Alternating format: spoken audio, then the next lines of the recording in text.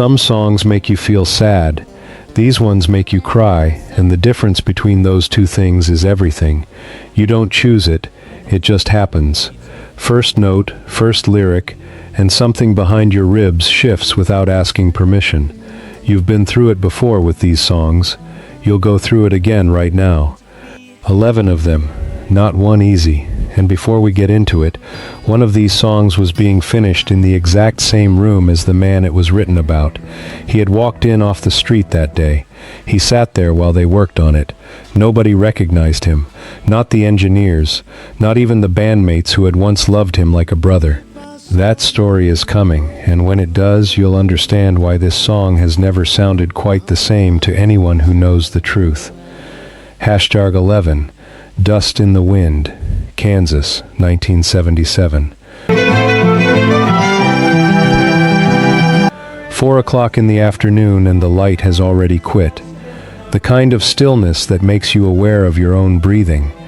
Then that opening guitar, not a chord, just a single picked pattern, looping like something slowly unwinding, and before a word has been sung, you already feel it. Kerry Livgren wrote this in under 10 minutes. He'd been reading a collection of Native American poetry and hit a single phrase that stopped him cold. Kansas was a progressive rock band known for 7-minute compositions with time signature changes. Nobody, not the label, not the band, expected an acoustic folk ballad. When it peaked at number 6 on the Billboard Hot 100 in 1978, Livgren looked as shocked as anyone in the room. It became the song people reach for at funerals, at graduations, at the end of things. Not because anyone decided it was appropriate, because it fits. It says the uncomfortable part plainly.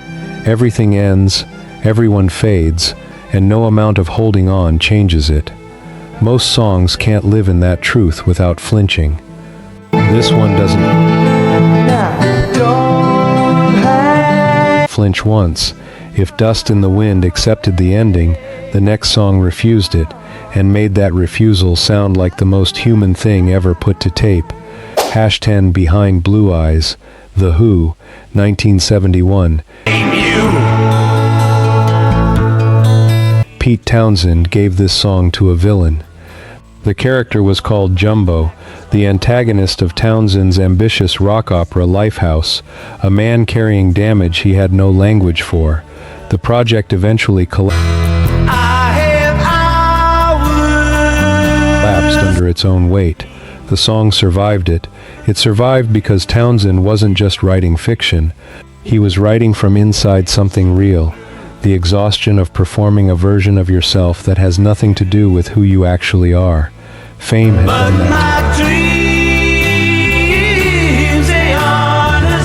The gap between Pete Townshend the rock star and Pete Townshend the person was wide enough to fall into, and he was falling. The villain got to say what Townshend couldn't. That's one of rock music's strangest gifts. Mask that tells more truth than the face beneath it. For anyone who has ever felt like their anger and their sadness and their loneliness are completely invisible to everyone in the room, this song is a hand reaching through the dark. My love is vengeance. Not to fix anything, just to confirm you're not alone in there. From rage turned inward, we move to a song written by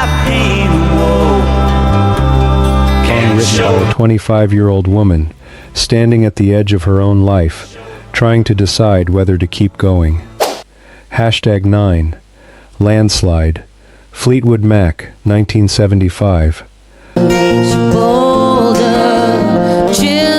Colorado, winter of 1974. Stevie Nicks is 25 years old. She and Lindsey Buckingham are broke. The music isn't happening, and she is sitting at an upright piano in a rented house deciding whether to quit. I built my life around. Go back to college, except that this was a beautiful dream that wasn't going to work. She wrote Landslide in one sitting. It wasn't crafted. It was excavated. Can I handle the seasons of my life? That's not a lyric built in a writing session. Take this love, take it down. That's a person talking to themselves out loud at the end of their rope. Within months of writing it, she and Buckingham joined Fleetwood Mac. The song she wrote at the lowest point of her life became the piece that defined her artistry for the next 5 decades. It finds you at every crossroads, the relationship ending, the job left behind, the birthday that hits differently than the ones before it. It doesn't tell you what to do. I built my life. It just sits beside you in the weight of the moment and says, "This is real, and it is supposed to feel this heavy." That song was about the courage to continue. The next was written by a man who almost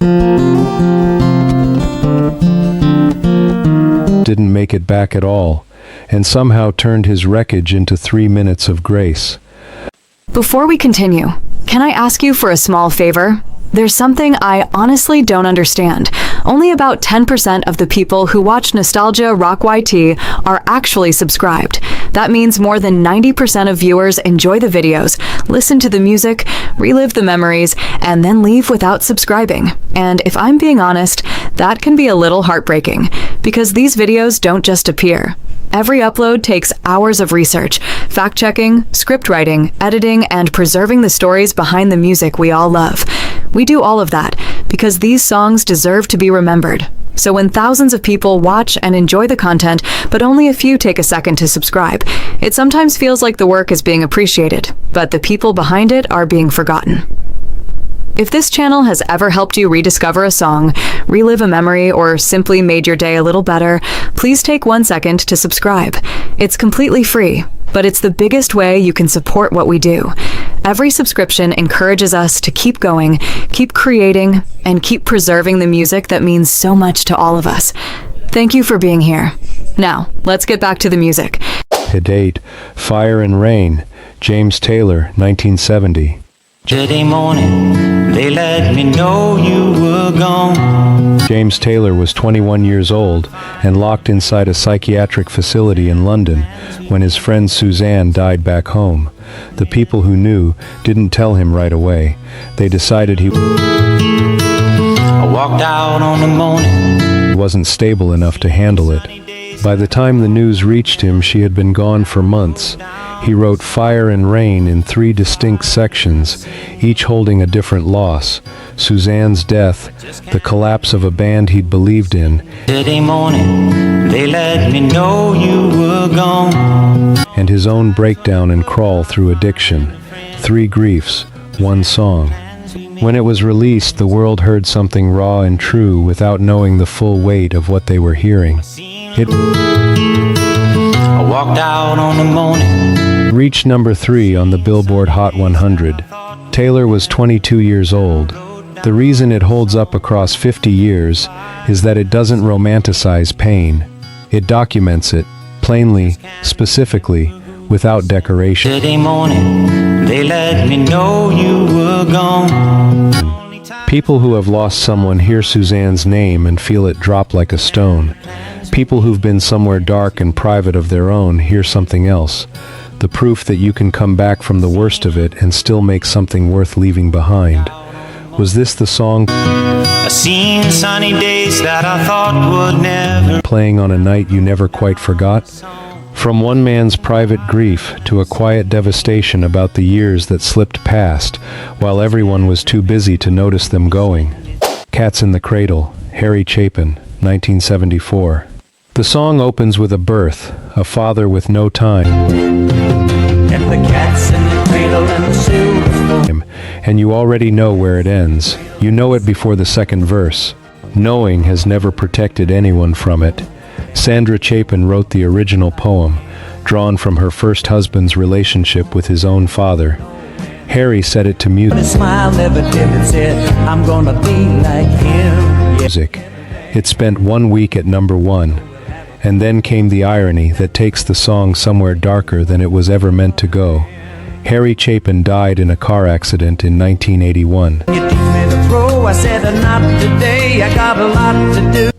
His son Josh has said publicly, more than once, that the song haunts him, because Harry was, by his own admission, the man in it.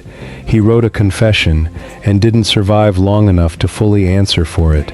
No song has And the cat's in the cradle and the silver spoon. made more people set down the phone and actually make the call. It doesn't lecture, it doesn't point fingers. It just runs the years in fast forward and lets the weight of what His smile never dim, it said, I'm gonna be like him. Yeah. quietly disappeared land all by itself.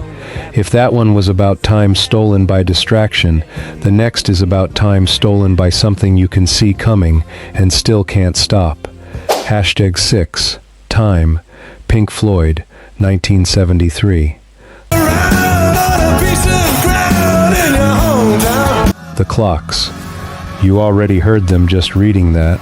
The alarm bells crashing in from every direction, and then the song dropping into something quieter and more terrifying. Roger Waters telling you, calmly, that you've been waiting for your life to start while it was already happening. Waters wrote this in his late 20s after a realization that hit him like a cold room. He had spent his entire youth waiting for some signal that real life was beginning, and no signal had come because the signal was never coming. He intended it as a warning for young people. For people who still had time to do something with it, the song has a different conversation with you at every decade. At 20 it unsettles you, at 40 it indicts you.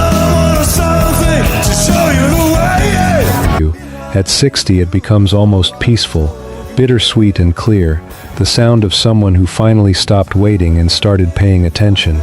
That range, the fact that the same song hits differently at every age you carry it through, is what makes it one of the most quietly devastating things ever recorded. There's still a song on this list that became a generation-defining anthem without the band ever intending it, and it's next. From the terror of invisible time to the very specific, very physical grief of watching someone you loved become someone you no longer recognize. Hashtag 5. Black. Pearl Jam. 1991. Eddie Vedder wrote this before Pearl Jam had a name. It came out of a relationship that ended and left him somewhere he didn't know how to leave. He has said he rarely plays it live, not because the song is gone from him, but because it never left.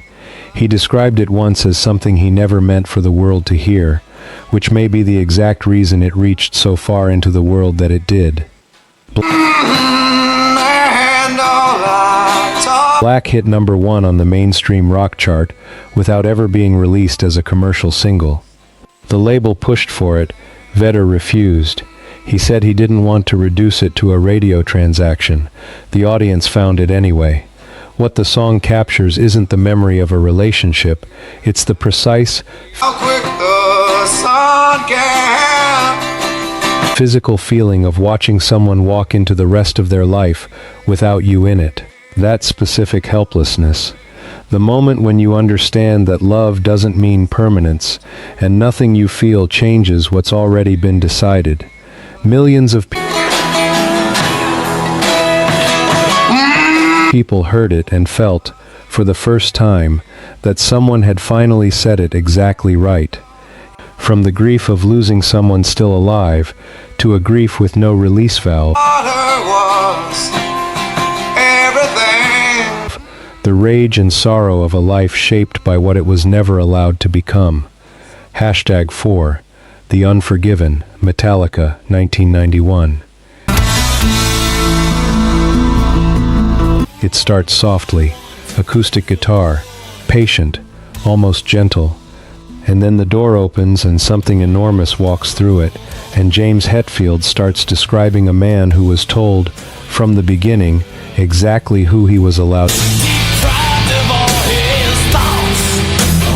to be, and who never forgave anyone for it.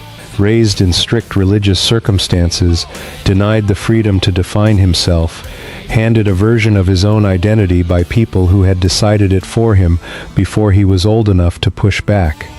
The anger in this song is absolutely real. But what gives it weight beyond anger is the sadness sitting underneath, the portrait of a man not destroyed, but trapped. That is a different and more precise kind of suffering. The Unforgiven became an anthem for everyone who ever looked at their own life and felt like the script had been written by someone else.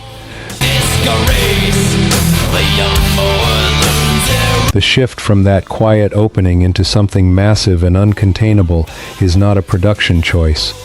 It is the emotional architecture of the thing itself, grief that holds its shape until it can't anymore, and then stops pretending.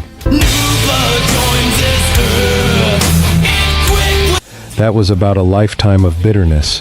The next one is about love, and the specific, hollow shape left behind when the person you built everything around is gone.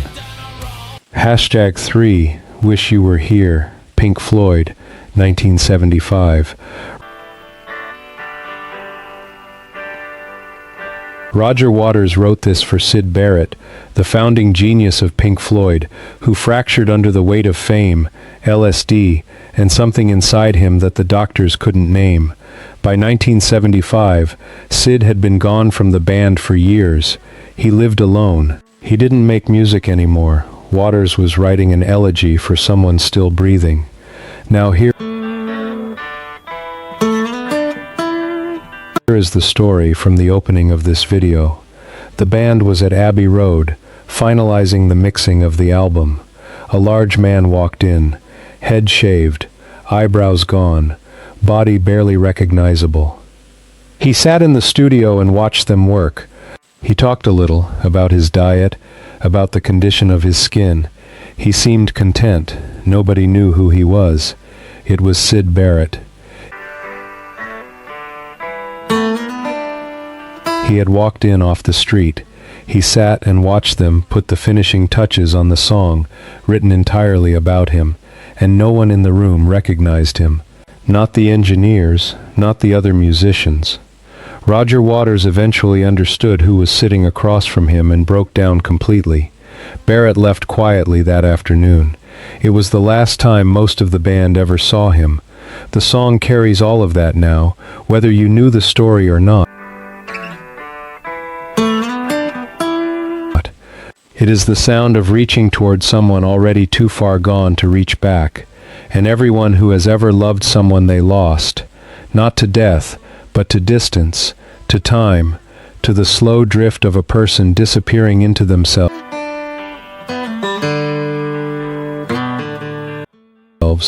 hears it and feels found. 2 left, and number 2 was recorded by a man who was dying, not figuratively, clinically, and he walked into the booth anyway. #2, The Show Must Go On, Queen, 1991. Freddie Mercury could barely walk the day Brian May played him the demo. His body was shutting down. AIDS had taken most of what it was going to take, and the rest was going quietly. May has said he wasn't even sure it was right to ask. He wasn't sure Does anybody know what we he could physically survive the recording. Mercury downed a vodka, walked into the booth, and recorded the lead vocal in a single take. One pass, a dying man sang about refusing to be broken, about continuing when everything is already gone, about the terrifying dignity of staying upright when the floor has left you, with a power that should not have been possible. Another mindless crying behind the Brian May has described hearing it back and being unable to speak. Mercury died in November 1991, one day after publicly acknowledging he had AIDS. The album had just been released. The song hit differently after. these faces. But it hit before that too, because what's in the performance itself is unmistakable. You can hear exactly what he was holding back, what he refused to let take him in that room. Every note of that vocal is a decision, the last great act of one of the greatest voices rock music ever produced, and the number one song on this list is the one no one should have been able to write. One man did. Somehow, it belongs to all of us now. #1, Tears in Heaven, Eric Clapton, 1992, March 20th, 1991. Eric Clapton's 4-year-old son Connor fell from an open window on the 53rd floor of a New York City apartment building. Clapton was not in the building. He arrived after. There is no gentler way to say it, because there is no gentle version of it. He wrote Tears in Heaven with songwriter Will Jennings as a way of surviving something Would you know my name? that has no survival guide. The song is addressed directly to his son, a quiet, heartbroken question about whether love outlasts death, whether they would know each other on the other side of the worst thing that ever happened. It reached number 2 on the Billboard Hot 100. It won 3 Grammy Awards, including Record of the Year. Clapton has said he can no longer perform it.